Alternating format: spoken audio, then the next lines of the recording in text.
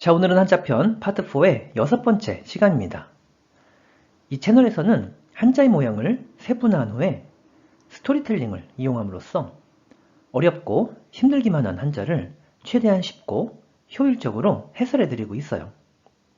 보다 자세한 내용이 궁금하신 분께서는 화면 오른쪽 상단에 링크를 클릭하셔서 관련 영상을 한번 꼭 참고해 보도록 하세요. 자, 그럼 본론으로 들어가 볼 텐데 파트 4에서는 세추가 사용되어지고 있는 40개의 한자에 대해서 소개해드리고 있어요. 먼저 첫 번째 시간부터 지난 시간까지 24개의 한자를 이미 소개해드렸는데 오늘도 새롭게 5개의 한자에 대해서 소개해드리도록 하겠습니다. 자, 오늘의 주인공들인 5개의 한자가 보이고 있는데 먼저 모든 한자들 속에 세추가 쓰이고 있다는 점을 확인해 주시고요. 그런데 오늘의 한자에는 뭔가 또 다른 특징 보이질 않으세요? 벌써 눈치를 채신 분들도 계실지 모르겠지만 정답은 이 첫 번째 한자가 두 번째, 세 번째, 그리고 네 번째 한자에서도 각각 쓰이고 있다는 점이에요. 따라서 첫 번째 한자를 소개하기에 앞서서 먼저 공통적으로 사용되어지고 있는 이 한자부터 자세히 살펴보도록 할게요.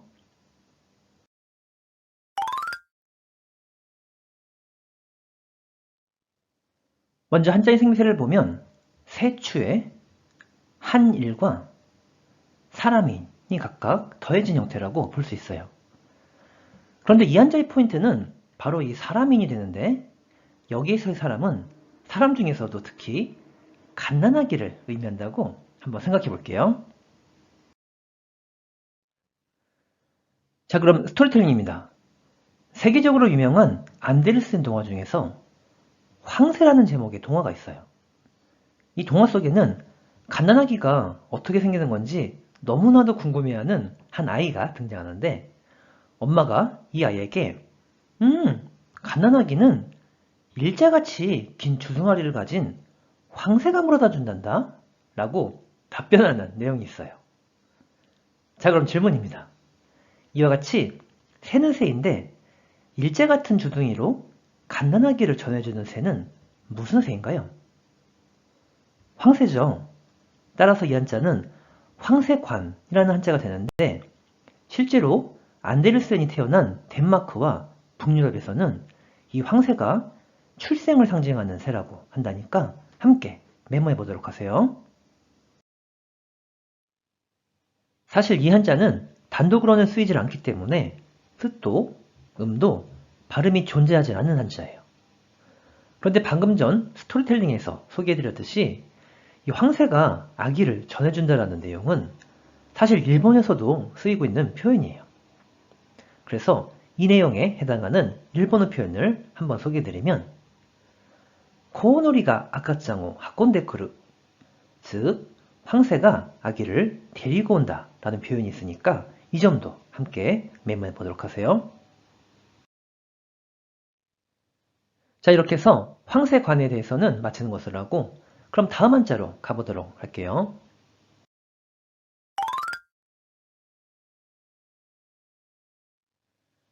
먼저 한자의 생리세를 보면 방금 전에 소개해드렸던 황새관에 볼견이 각각 결합된 형태예요. 자, 그럼 스토리텔링입니다. 지금 어떤 부부에게 황새가 갓난아기를 전해주었는데 사실 이 부부는 좀처럼 아기가 생기지 않아서 고민이 많았던 부부예요. 그래서 이렇게 갓난아기가 생긴 것을 보고는 너무나도 기뻐서 아기를 한 번 보고 또 보고 자꾸만 보고 있는 장면이에요. 자, 그럼 질문입니다. 지금 이 부부는 황새가 전해준 갓난아기가 너무나도 기뻐서 한 번 보고 또 보고 자꾸만 뭐 하고 있나요? 정답은 보고 있죠. 따라서 이 한자는 볼관이라는 한자가 됩니다. 이 한자는 뜻으로는 발음이 없고 음으로만 캉으로 발음해주면 돼요. 그럼 대표적인 어휘부터 소개해 볼게요. 캉코, 강격구, 간사츠, 관광, 관객, 관찰, 이라는 어휘가 되고, 다음엔 예문도 한 가지 소개해 볼게요. 週末は友達とサッカー観戦に行く予定です. 주말에는 친구와 축구 관전을 하러 갈 예정입니다. 라는 문장이 되니까 함께 참고해 보도록 하세요. 자, 이렇게 해서 볼관에 대해서는 마치는 것으로 하고, 그럼 다음 한자로 가보도록 할게요.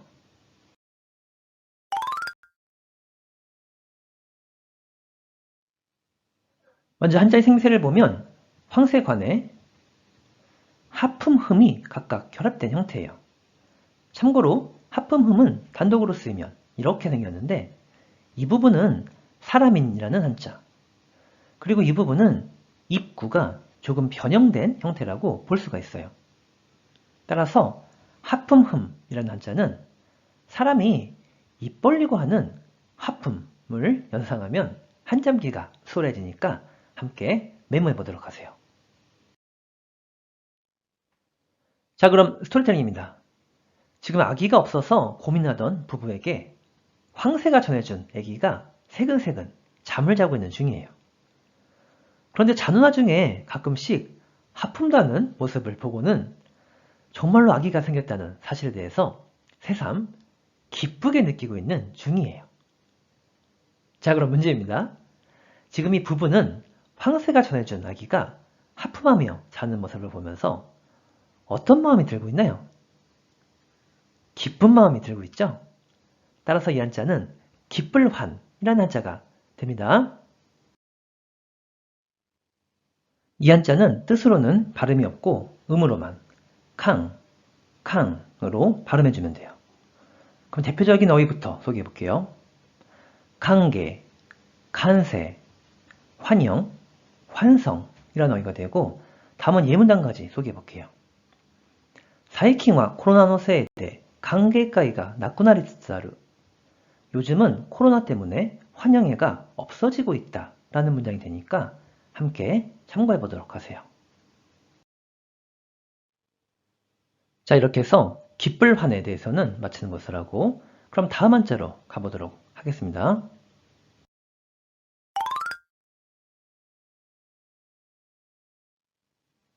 먼저 한자의 생세를 보면 황새관에 이번엔 힘력이 각각 결합된 형태예요. 자, 그럼 스토리텔링입니다. 우리나라에서도 꼬마아이들이 가끔씩 갓난아기는 어떻게 생기는 거야? 하고 궁금해하는 경우가 있을 거예요. 이럴 땐 이 안데르센 동화의 황새 이야기를 해주는 것을 제 개인적으로는 힘껏 권해드려요. 자, 그럼 질문입니다. 혹시 아이들이 갓난아기는 어떻게 생기는 건지 궁금해할 때는 안데르센 동화의 황새 이야기를 제가 힘껏 뭐 해드리고 있나요? 권해드리고 있죠?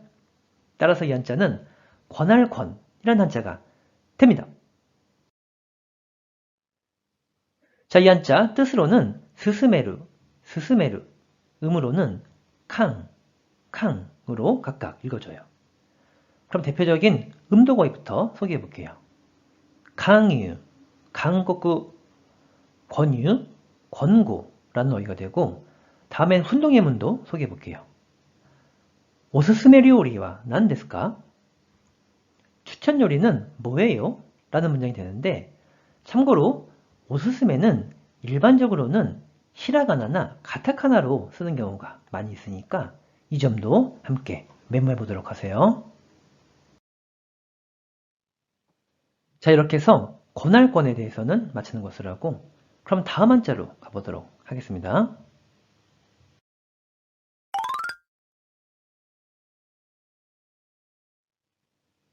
먼저 한자의 생세를 보면 황새관에 나무목이 각각 결합된 형태예요. 자, 그럼 스토리텔링입니다. 지금 황새가 한 마리 보이는데 나무 꼭대기에 있는 보금자리를 지키기 위해서 다른 새한테 텃세를 부리고 있는 중이에요. 근데 이 텃세는 우리 인간으로 따지면 기득권 세력이 가지고 있는 일종의 권세라고도 볼 수 있겠죠. 자, 그럼 문제입니다. 지금 이 황새는 나무 위에 있는 기득권을 지키기 위해서 무엇을 부리고 있나요? 정답은 권세를 부리고 있죠. 따라서 이 한자는 권세권이라는 한자가 됩니다. 자, 이 한자 뜻으로는 발음이 없고 음으로만 캥, 캥 또는 예외 발음으로 공으로도 읽긴 하는데 쓰인 일이 거의 없기 때문에 여기서는 생략하기로 할게요. 그럼 대표적인 어휘부터 소개해 볼게요. 켄리, 켄력구, 진갱, 슈캥, 권리, 권력, 인권, 주권이라는 어휘가 되고 다음엔 예문단까지 소개해 볼게요. 아메리카와 주어모츠 켄리오 직국구민니 미토메테이루 미국은 총을 소지할 권리를 자국민에게 인정하고 있다 라는 문장이 됩니다. 자, 이렇게 해서 권세권에 대해서는 마치는 것을 하고 그럼 오늘의 마지막 한자로 가보도록 하겠습니다.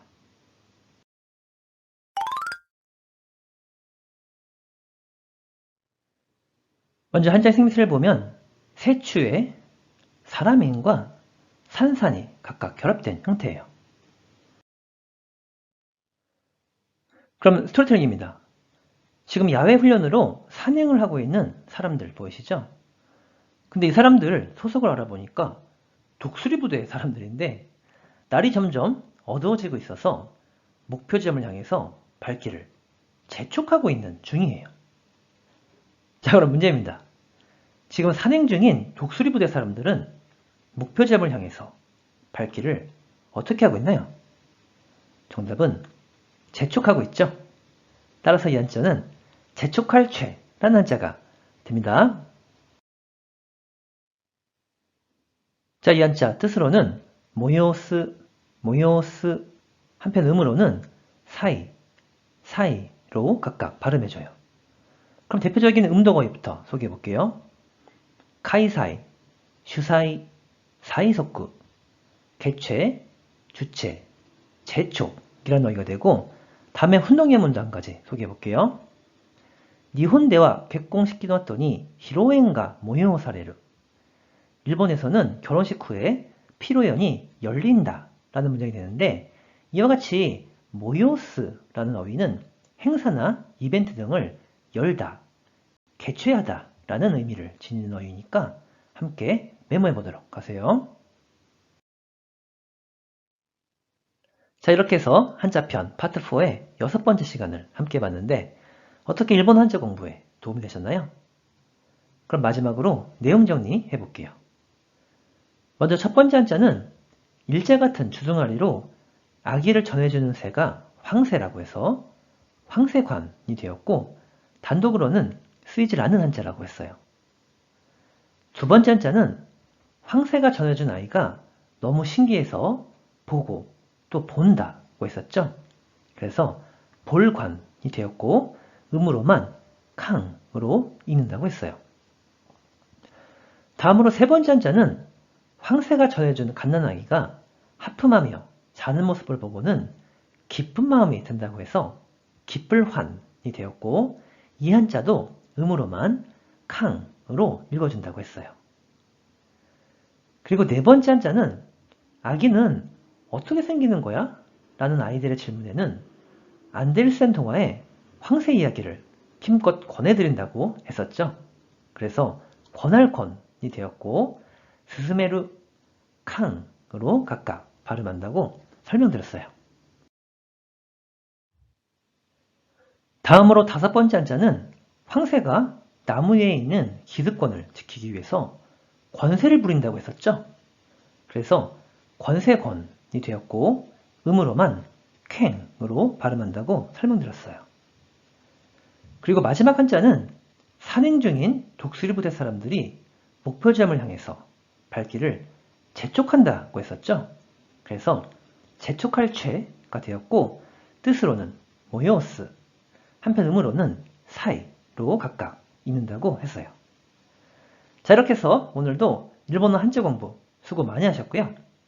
이 영상이 오늘 처음이신 분께서는 한자편 파트 1부터 파트 3까지 함께 시청해 주시면 훨씬 더 효과적인 한자 공부가 가능하리라 생각합니다.